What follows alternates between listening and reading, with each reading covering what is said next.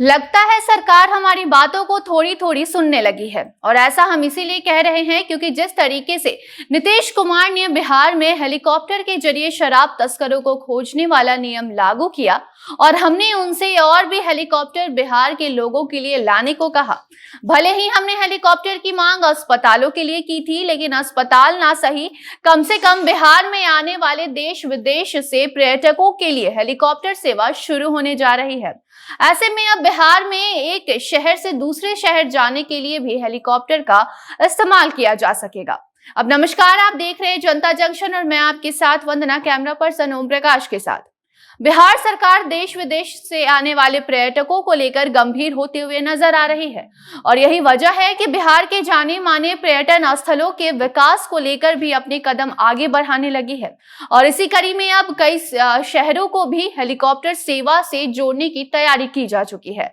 जिसके बाद आसानी से एक शहर से दूसरे शहर बिहार वासी हो या फिर दूसरे देशों से आए हुए पर्यटक हो, वो सफर कर पाएंगे। ऐसे में बौद्ध सर्किट से जुड़े कई शहरों तक विदेशों से आए पर्यटकों को आसानी से पहुंचाने के लिए ये हेलीकॉप्टर सेवा शुरू की जा रही है,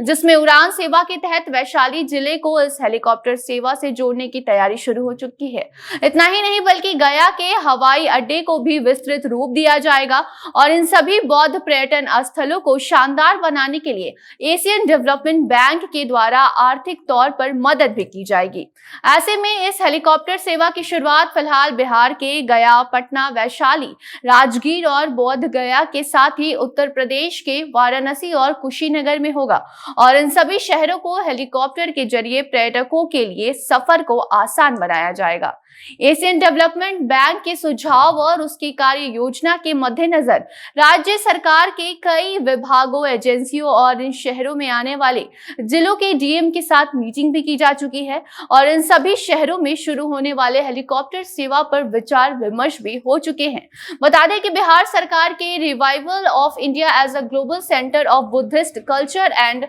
टूरिज्म एजेंडे का ये सेवा एक हिस्सा माना जा रहा है। ऐसे में अभी एक और मीटिंग होगी और कुछ वरिष्ठ अधिकारी उसमें शामिल होंगे और तभी जाकर ये हेलीकॉप्टर सेवा वाला प्रस्ताव केंद्र सरकार को भेजा जाएगा और अगर केंद्र सरकार के द्वारा बिहार के इन बौद्ध सर्किट वाले शहरों में हेलीकॉप्टर सेवा को मंजूरी दे दी जाती है तो जल्दी बिहार के 5 शहरों में, जिनमें पटना, गया, वैशाली, राजगीर और बोध गया शामिल है, इन शहरों में देश विदेशों से आने वाले पर्यटकों के लिए हेलीकॉप्टर सेवा शुरू की जाएगी, जिसमें उनका समय भी बचेगा और आराम से वो बिना किसी परेशानी के बिहार पर्यटन स्थलों का भ्रमण कर पाएंगे और इसकी खूबसूरती देख पाएंगे। ऐसे में अब इंतजार रहेगा कि कब इन सेवाओं की शुरुआत बिहार में होती है और साथ ही बिहार में आने वाले पर्यटकों को एक अलग ही अनुभव हो सकेगा। तो इसी के साथ हमें दीजिए इजाजत और देखते रहे जनता जंक्शन। धन्यवाद।